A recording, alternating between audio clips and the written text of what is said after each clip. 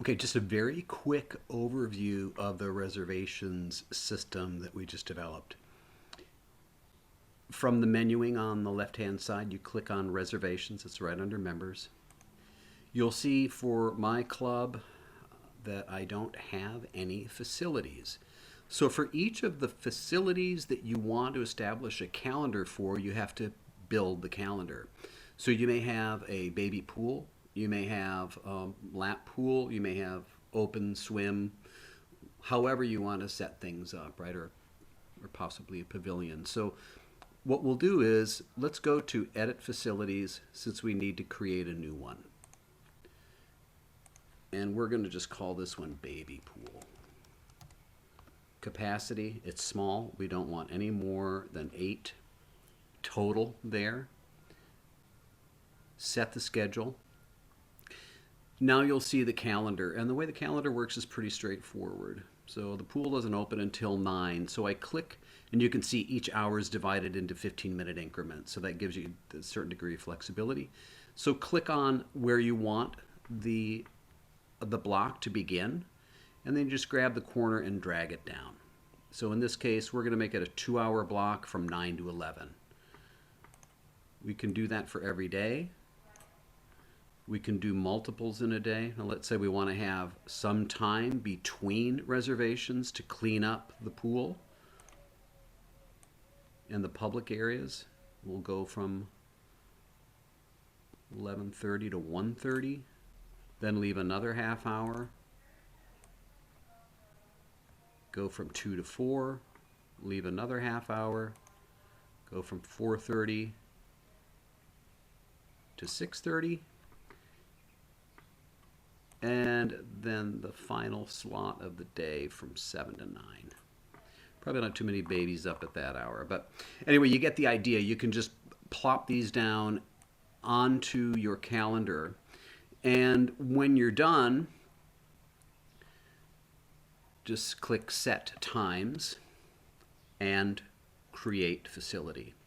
So now we have one facility, and you can see from the setup that I've got a calendar now that is for, well, I only set it up for Sunday, Monday, Tuesday. But if I went to the following week, you'll see that those same dates are repeated for each week.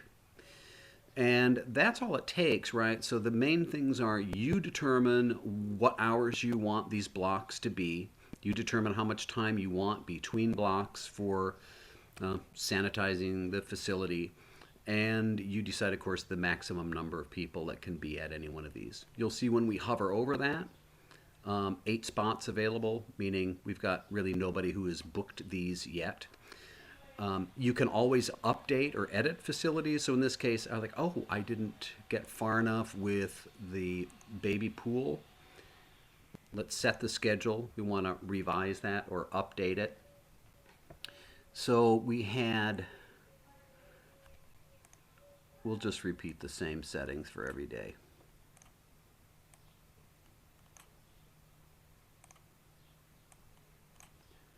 Now over time, navigation and other elements of the reservation system will have added features. But as it is right now, we've at least made it easy for you as an administrator to update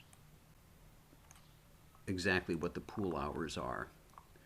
And again, you can set this up for everything that you've got, right? So same kind of situation. If you do have pavilion space that you want to open, obviously your main pool you may want to have open.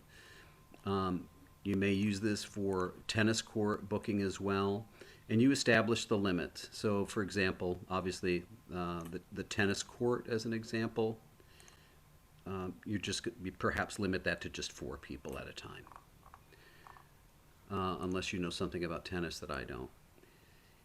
And we're just about there. Once this is set up, as I said, it repeats for every subsequent week so that you don't need to go in and update each week. This is a 7 calendar day or a 7 weekday schedule. Sorry, this is a little boring, but once you get it done, it's done.